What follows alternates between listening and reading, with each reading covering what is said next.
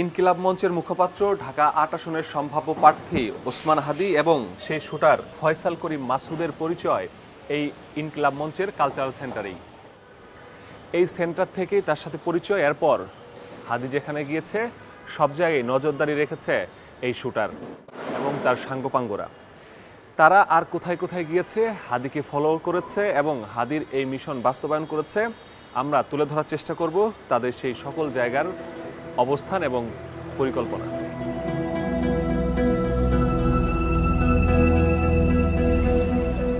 ৪ December রাত ৮টা ১৮ মিনিটে বাংলা মোটরের ইনকিলাব কালচারাল সেন্টারে আসেন শুটার ফয়সাল ও তার সহযোগী কবির। ৬ মিনিটের সেই বৈঠকটি ছিল মূলত হাদির সঙ্গে সখ্যতা তৈরির পর্ব।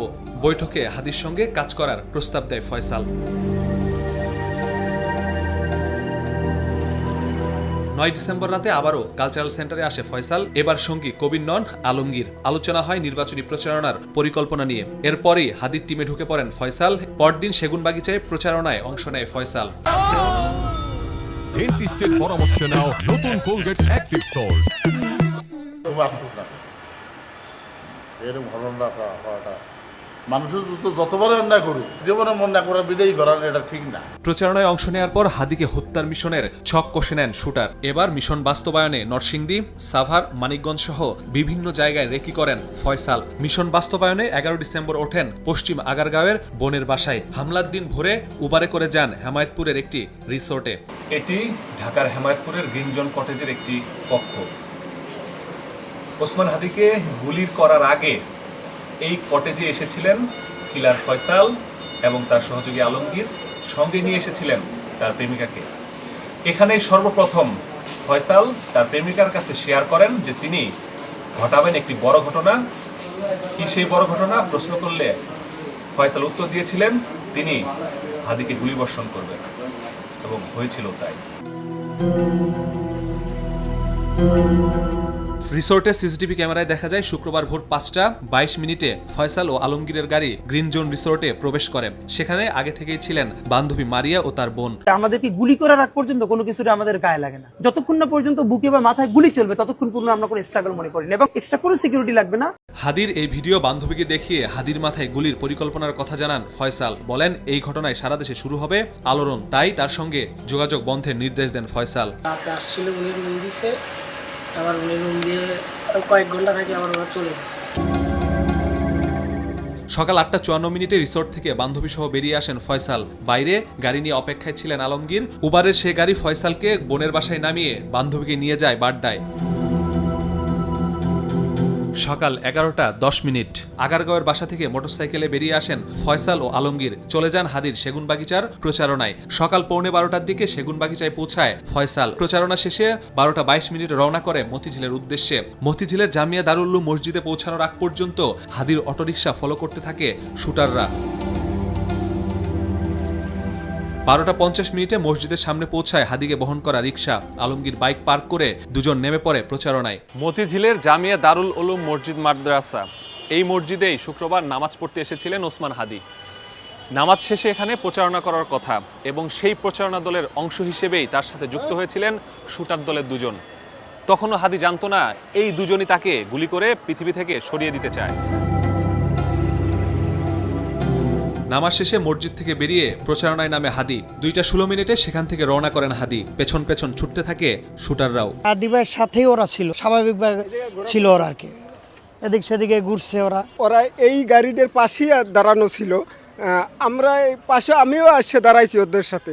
তা আমরা তো আর এটা বুঝি না যে ওরা যে গুলি করব। উল্টো পথে মতিঝিল ছাপলা চত্বর হয়ে দৈনিক বাংলা মোড়ে টার্ন নিয়ে ঢুকে পড়েন পল্টনের বক্স কালভার্ট সড়কে। ২.৫ ঘন্টা ধরে ফাঁকা জায়গা খোঁজার পর ২টা ২৪ মিনিটে খুব কাছ থেকে দুটি গুলি করে ফয়সাল। সারা দেশে যখন আলোড়ন চলছে, শুটাররা তখন ব্যস্ত পালাতে। বিজয়নগর, কাকরাইল, শাহবাগ হয়ে ফার্মগেট সোজা চলে যান বোনের বাড়ি পশ্চিম আগারগাঁওয়ে। বিকেল ৩টায় সেখানে পৌঁছান। শুরু হয় নাটকীয়তা। ঠিক এই সময়ে বাসা ভাড়া নিতে এসে কলিং বেল চাপতেই আইন শৃঙ্খলা বাহিনী আতঙ্কে অস্ত্রের ব্যাগ নিচে ফেলে দেয় ফয়সাল। পাশের বাসার ছাদে ফেলে দেয় ফোনও। গুলির খবর জেনে যায় পুরো পরিবার। অস্ত্র ও মোটরসাইকেল রেখে পালিয়ে যেতে চাইলে বেঁধে যায় বিপত্তি। পরে মা ও বাবা জড়িয়ে পড়ে আলামত নষ্ট করতে। বিকেল 3:19 বাইক চালক আলমগীরকে নিয়ে মোটরসাইকেলের আসল নম্বর প্লেট সহ বাসার পার্কিংয়ে আসে ফয়সালের বাবা। নকল নম্বর প্লেট বদল করে লাগানো হয় আসলটি। এরপর আলমগীর সহ সেই মোটর বাইক পাশের একটি বাসার গ্যারেজে রেখে চলে আসে। বাবা সরায় মোটর বাইক আর মাকে নিয়ে কিছুক্ষণ পর নিচে নামে ফয়সাল। এবার শুরু হয় নিচে ফেলে দেয়া ব্যাগের খোঁজ। মই দিয়ে ভাগ্নেকে 2 বিল্ডিংয়ের ফাঁকে নামিয়ে আনা হয় ব্যাগ। পাশের বাসার ছাদে ফেলে দেয়া সেই ফোন খুঁজতে এবার প্রথমে নিজে যেতে চাইলেও পরে ভাগ্নেকে পাঠায়। বাইকের নম্বর প্লেট লাগিয়ে এবার ছেলের পালানোর জন্য সিএনজি অটোরিকশা ভাড়া করে ফয়সালের বাবা। এই বাসাটিতেই ফয়সাল শুটের আগে এসেছেন এবং মিশন বাস্তবায়ন শেষেও এখানে এসেছেন এবং এখান থেকেই তিনি লাপাত্তা হয়ে গিয়েছেন। 4:54 পশ্চিম আগারগাঁও থেকে সিএনজিতে করে আসে আমিনবাজার। সেখান থেকে উবান নিয়ে যায় ধামরাইয়ের কালামপুরে। সেখান থেকে ভাড়া করা প্রাইভেট কারে করে নবীনগর হয়ে গাজীপুরের চন্দ্রামাওনা হয়ে ময়মনসিংহ। সেখান থেকে হালুয়াঘাট ধারাবাজার পেট্রোল পাম্পে। সময় টেলিভিশনের কাছে আসা সেই পাম্পের সিসিটিভি ফুটেজে দেখা যায় রাত 11:31 সেখানে পৌঁছান শুটারদের বহনকারী প্রাইভেট কার। মানব পাচারকারী ফিলিপ একটি মোটর বাইকে এসে তাদের রিসিভ করে। বাইকে তেল ভরা শেষে ফয়সাল ও আলমগীরকে উঠিয়ে নিয়ে চলে যায় সীমান্তে। এরপর সেখান থেকে ঢাকায় চলে আসে প্রাইভেট কার। পুলিশের কাছে গ্রেফতার হওয়া ফিলিপের 2 সহযোগীর বক্তব্য এসেছে সময় টিভির হাতে। সেখানে সে দাবি করে ভুটিয়াপাড়া সীমান্ত দিয়ে ভারতে গেছে শুটাররা। সময় টিভির হাতে এসেছে শুটার ফয়সালের ফোনের আইপি অ্যাড্রেস। সেখানে দেখা যায় ফয়সালের বুধবারের লোকেশন মহারাষ্ট্রে। সে ব্যবহার করছে ভারতের রিলায়েন্স সিম। হত্যার পর আলামত গায়েবেও ছিল ভয়ঙ্কর পরিকল্পনা। অস্ত্রভর্তি ব্যাগ দেয়া হয় শ্যালক শিপুকে।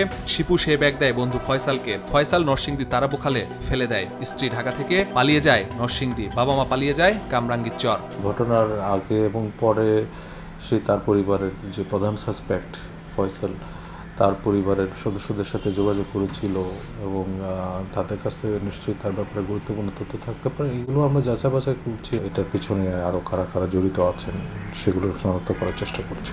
প্রধান 2 আসামি পালালেও তদন্তে সামনে এসেছে পুরো পরিকল্পনা। গত জুলাইয়ে দেশে ফিরে শুটার ফয়সাল, কবির, জাকির, রুবেল ও মাইনুদ্দিনদের নিয়ে নামেন কিলিং মিশনে, যারা সবাই কার্যক্রম নিষিদ্ধ আওয়ামী লীগ ও এর অঙ্গ সংগঠনের নেতা। তদন্তের শুরুতেই শনাক্ত হয় হত্যায় ব্যবহৃত মোটরসাইকেল। গ্রেফতার হয় মালিক। পরে জানা যায় সেটি ছিল নকল নম্বর প্লেট। সিটিটিসির অভিযানে উদ্ধার হয় হত্যায় ব্যবহৃত মোটরসাইকেল। মোটরসাইকেলটা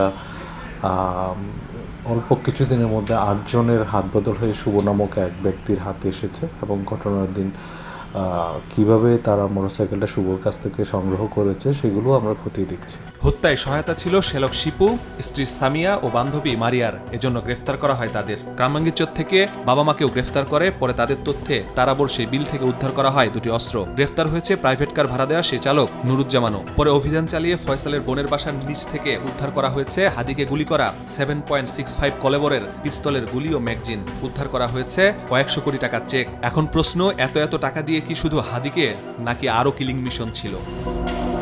মাসুদুর রহমান, সময় সংবাদ, ঢাকা।